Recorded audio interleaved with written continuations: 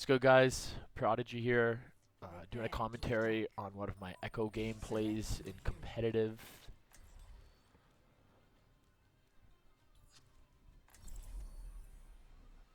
Looks like I'm going Pharah, but I'll see, make a pretty quick switch to Echo.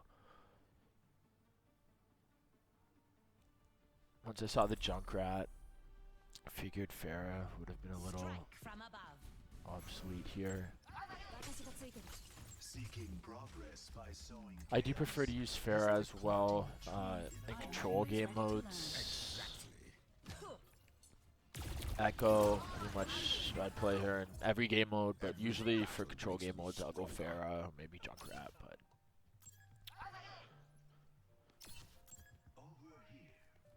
so we got a payload game here. Turns into a good game. I got a Doomfist on my team. My team starts flaming the Doomfist, and he starts throwing for a bit. But luckily we were still able to come out with the win. So typically right when I start games with Echo, I want to look to get some good poke, particularly on the backline if possible. Here obviously you can't see much of their backline, so I started hitting D.Va, just trying to get some DPS out, get them a little low, get the healers to use their abilities. Ultimately you want to wait until something develops into a dive opportunity. Diving is a very important aspect to Echo, kind of one of your most important strategies you want to use. Catch a healer or a DPS off guard. You can use your shift to kind of either get to them, or if you're already at them, you can use it as your escape tool. You want to drop your stickies on them. If you get all the stickies on them, you just want to look to use your beam right after once you get them below 50 HP. Because the beam does crazy increased damage when they're below 50 HP. It's almost useless to use if their enemy is not below 50 HP. Oh, I'm always shooting my stickies in the hallways, things like that, to zone the enemy team away, because stickies, they don't actually have to stick to the enemy. Even if the enemy runs over them or runs beside them, they do have a pretty good AoE.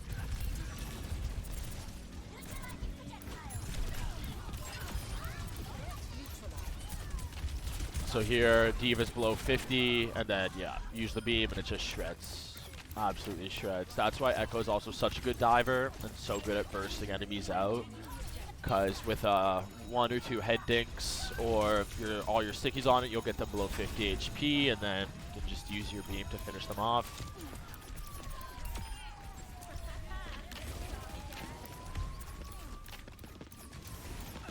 As you can see, I'm an ult here. I'm just waiting for a good opportunity to use it.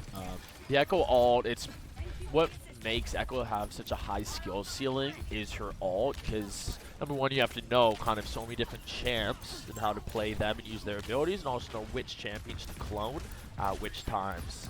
This is something I'm still working on. I'm by no way, a master at this yet. Still working on that. I went Reaper here.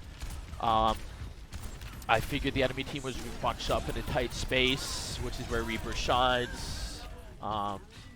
Oh, she also shreds tanks, which the D.Va was right there. I was able to get my ult off with Reaper. Wasn't able to get too much out of it, though. But what's also good about Echo's ult there is because I was Reaper when D.Va used her ult, even though it killed me as Reaper, it still kept me alive and just turned me back into Echo, which also the ult can be used for that, just for survivability purposes, if you have to.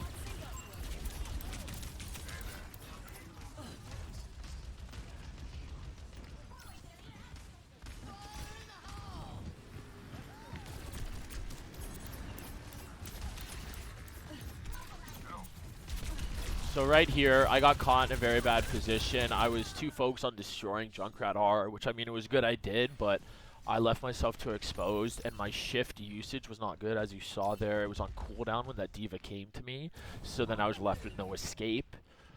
So it's super important to use that shift sparingly, as it is either an escape tool for you or a diving tool, or sometimes can be just to get high ground and get some good damage off on the enemy team. Here, as you see, I tried using the beam there, but they got healed, so it brought them above 50 HP, and then it looks like you just do no damage, almost negative damage when you use Echo's beam when they're above 50 HP. Right now, as you see in chat, my team's slowly starting to get tilted with this Doomfist. But I believe I start typing soon just to let them know we can still win this. People tilt so easy, that's the thing, where it's like you just gotta...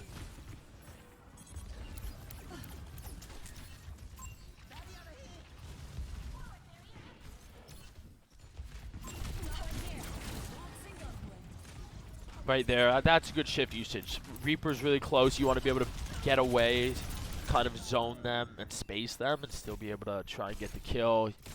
This got just pushed too hard with the D.Va too. This is where I do start to get off my game strategy a bit, and you'll see it does lead to a few unneeded deaths.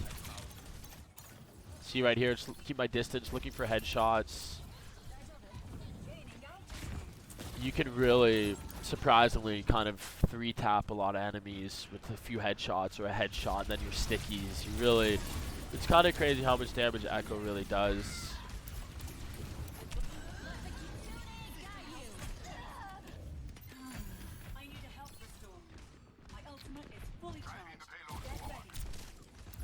Always be aware of where health packs are located on the map too. As you saw, I just grabbed one there. Especially when you're playing Echo, she's very mobile, so she can get to these health packs extremely quickly. Sometimes your team isn't able to heal you, whether they're not paying attention or they're healing someone else or dying, whatever it may be. You always want to look for those health packs if needed. This was not a great ult, as I said. You know, some of my ults are better than others. I focused here too much trying to kill the D.Va. You should never really do that unless your whole team's focusing her. I should have done a better job at diving their backline.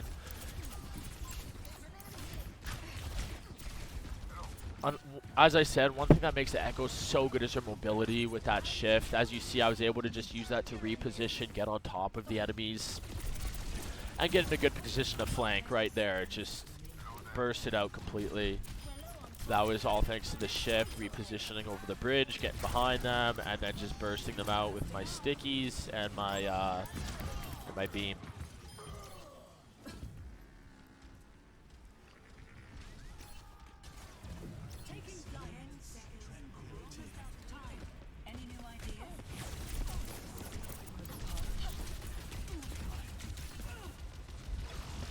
D.Va was definitely a bit of a nuisance this game, that's for sure.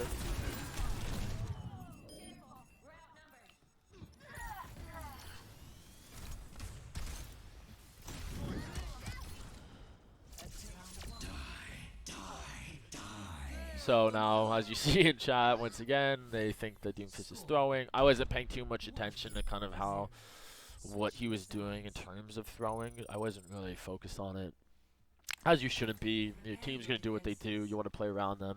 If they're not going to be good or they're going to throw, you got to just try and do your best and see what you can do to carry the game.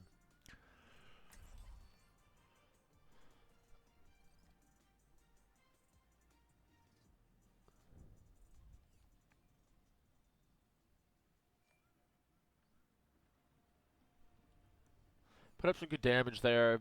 A few too many deaths, some sloppy deaths there. You want to really try and die as least as possible, especially with Echo, because it's just so valuable. You can get so much damage off the enemy team. You can dive their healers, their DPS. You can shred tanks too, honestly, with your beam. That moment that tank's under 50 HP.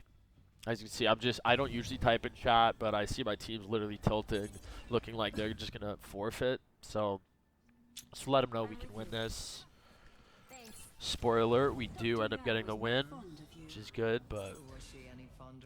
So typically when I'm on defense, as I said, right off the bat, always looking just to get good poke, and either, you know, get some good headshots, hopefully on their healers or DPS, get them low HP, and obviously right-click for the sticky usage to even kill one of them too, until something develops where you can see a good dive opportunity.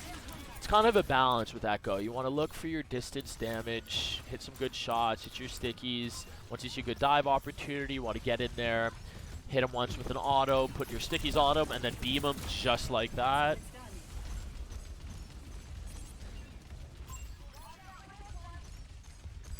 And I just saw, like, that's how good Echo's burst damage can be. It really is crazy. You just absolutely can shred your opponents.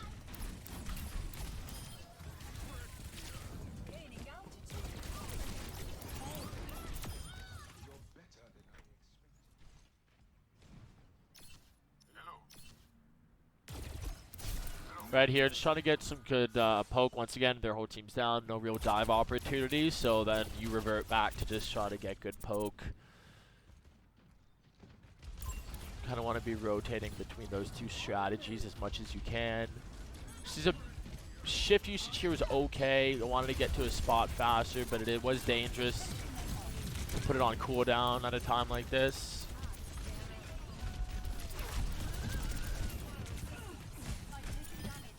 Getting good heals here makes your life so much easier when you get some good heals.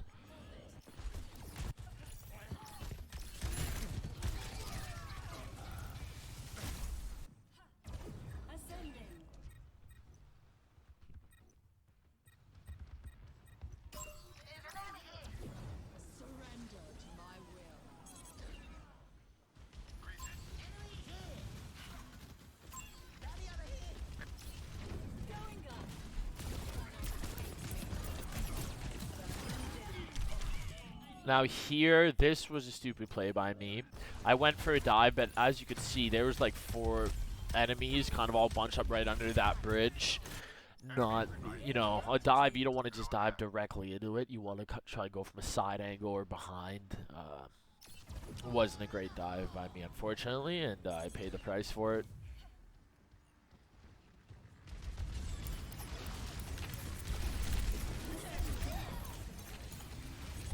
Now here, seeing this back, what I should have done here was to actually clone D.Va here to prevent myself from dying, because they are almost getting this objective. Sometimes it's okay to hold and take the death and save your ult usage, you know, to try and get a big team kill or whatnot, but because we do need to defend this objective, it would have been smart to clone the D.Va, save myself from that death, and then hopefully turn the fight around. Once again, stupid death, just using my shift completely wrong, getting right into the fight. It starts getting better here, I believe. That's the last of the sloppy gameplay. The reason for that, I was trying to get on the objective to stop it, but with these kind of game modes, especially when it's high chance that team's going to cap it, me going it alone to reset or pause the timer for all of 3 seconds, it's just not worth the death.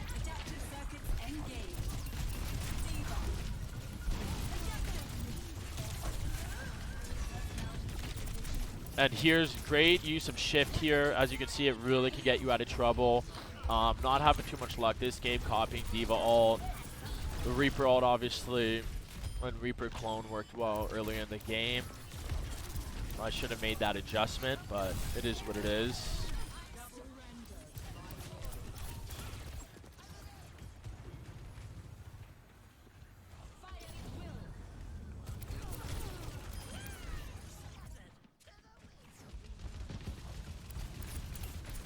Now right here is a perfect dive example. Got him low, beam, and take out the tank in order to make it a 4v5, especially without a tank. That really puts the odds in our favor to win the fight.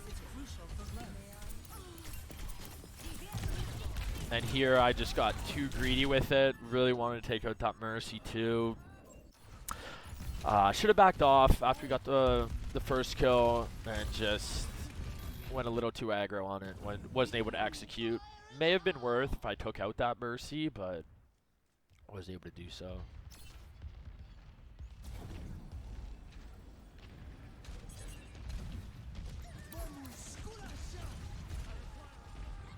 As you can see, we only got 1 point that first round, so they're getting close to that, to winning this game. They just got to get to that yellow icon at the top.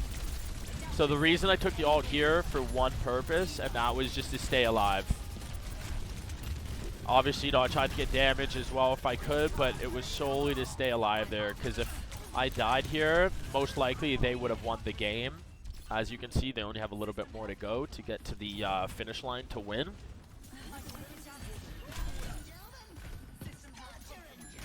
So it was crucial that I stayed alive there.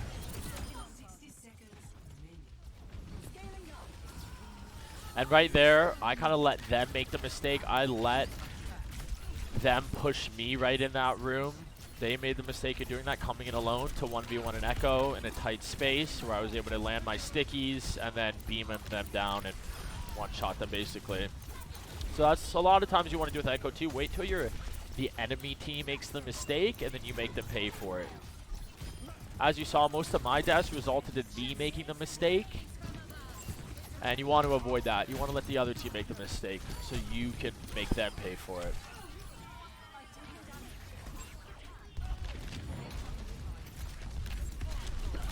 Ignore the aim here. Lucio is a little hard to hit for me sometimes with Echo. Still working on it. Luckily, Zarya was able to just ice it with her ult. We burst the D.Va down. And we were able to stop them. Another example, never give up. My team wanted to give up on this game, but we were able to do it. It was a good game. Overall, though, I did have too many deaths. Had about 10, I believe. So definitely some things to improve on, some ults to improve on, but as long as we're able to secure that win, I'm happy with it. Anyways, guys, thanks for watching. I appreciate it. Feel free to leave a like, comment, or subscribe. Until next time.